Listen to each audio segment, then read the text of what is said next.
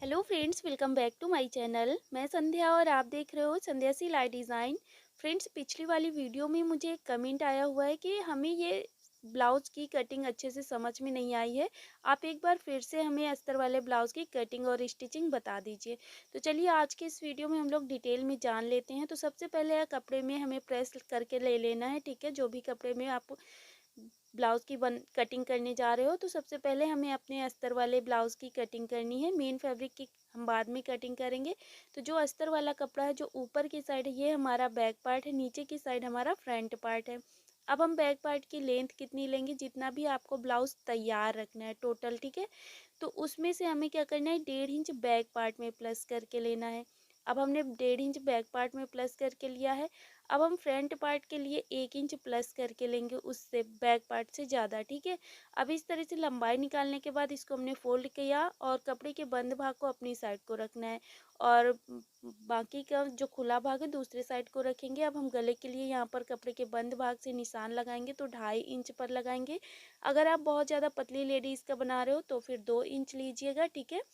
और यहाँ पर जितनी लेंथ रखनी है उसमें से 1/2 इंच प्लस करके उसकी लंबाई लेना है और ऐसे गोलाई कर लेना है। तो इतना समझ में आ गया।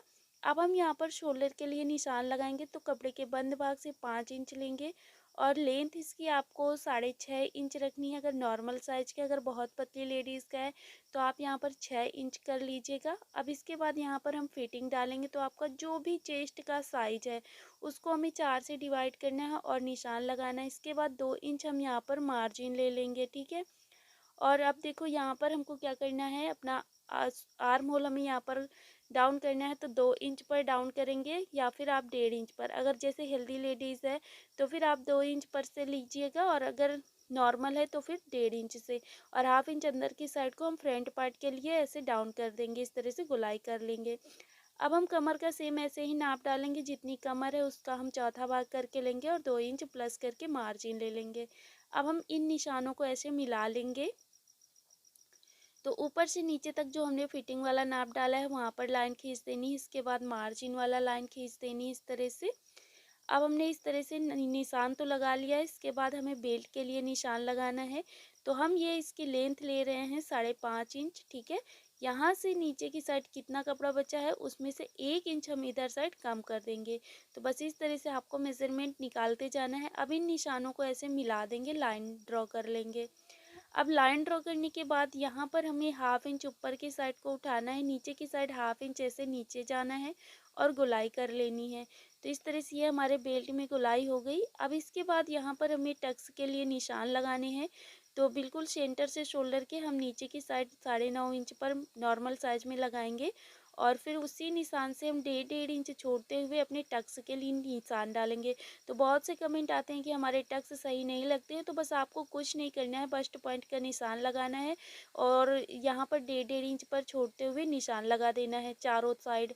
एक हमें हुक पट्टी साइड, एक नीचे साइड और एक हमारा फिटिंग साइड, ठीक है, एक आर्म होल साइड।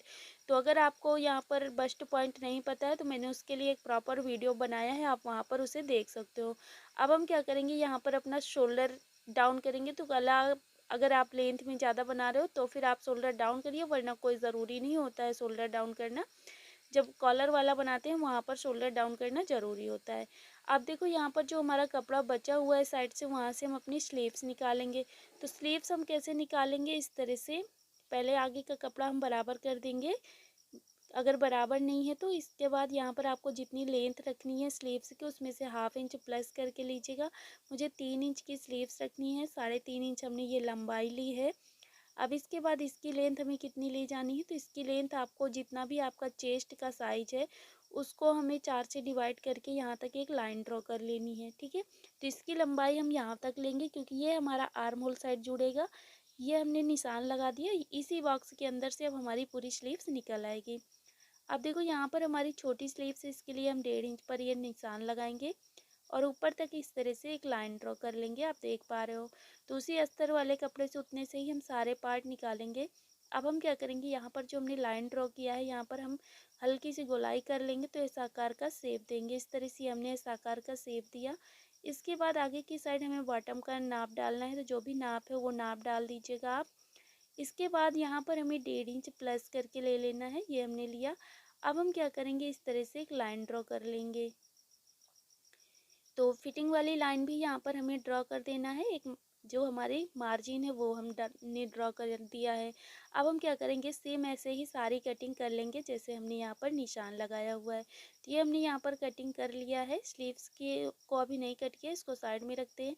अब पहले हम इसे देख लेते हैं। तो बैक पार्ट अब हम निकाल देंगे, ठीक है। निकालने के बाद जो हमारा ये बेल्ट है इसे हम अभी कट नहीं करेंगे, सिर्फ हम यहाँ पर आर्म होल अपना कट कर लेंगे। ये हमने आर्म होल अंदर की साइड फ्रंट पार्ट का केवल कट किया है, बैक पार्ट निकालने के बाद, ठीक है। आपको इतना ध्यान रखना है। अब देखो यहाँ पर जो हमारे टक्स लगे हुए हैं तो दूसरे साइड भी हम छाप लेंगे और फिर उन्हें डार्क कर लेंगे। तो इस तरह से हमें, अगर आप मेज़रमेंट सेम तरीके से लेना चाहो तो ले सकते हो, वरना इस तरह से आप छाप लीजिएगा। अब इस तरह से फ्रंट पार्ट तैयार करने के बाद हम अपना बैक पार्ट लेंगे। तो बैक पार्ट की अगर आपको लेंथ बढ़ानी है गले की, तो आप जितना भी तैयार रखना है बैक पार्ट को, उसमें से 1/2 इंच प्लस करके ले लीजिएगा। और फिर इधर साइड को हम एक लाइन ड्रॉ करेंगे और यहाँ पर ऐसे 1/2 इंच पर निशान लगाएंगे, गोलाई कर लेंगे। तो ये हमने गोलाई कर लिया। अब हम इसकी कटिंग कर लेंगे। तो ये हमारी कटिंग हो गई गले की। अब इसके बाद कपड़े के बंद भाग से 4 इंच के पर हम डॉट का निशान लगाएंगे और इसकी लंबाई भी 4 इंच लेंगे। सेम ऐसे ही दूसरे साइड भी कर लेंगे, 4 इंच ऊपर की साइड। इस तरह से हमारे दोनों डॉट कंप्लीट हो गए। तो बैक पार्ट भी कंप्लीट हो गया। अब हम हुक पट्टी, आई पट्टी गले के पास से जो कपड़ा निकला था वहाँ से निकाल लिया है।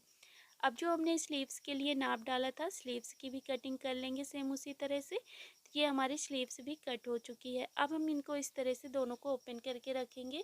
रखने के बाद इसे हमें एक साइड से 1/2 इंच अंदर की साइड डाउन करना होता है। तो इस तरह से ये हम हल्की सी गोलाई केवल आधे में करेंगे और बस इसकी ऐसे ही कटिंग कर लेंगे। तो ये हमारी गोलाई हो गई है। ये हमारा फ्रंट पार्ट की साइड जुड़ता है।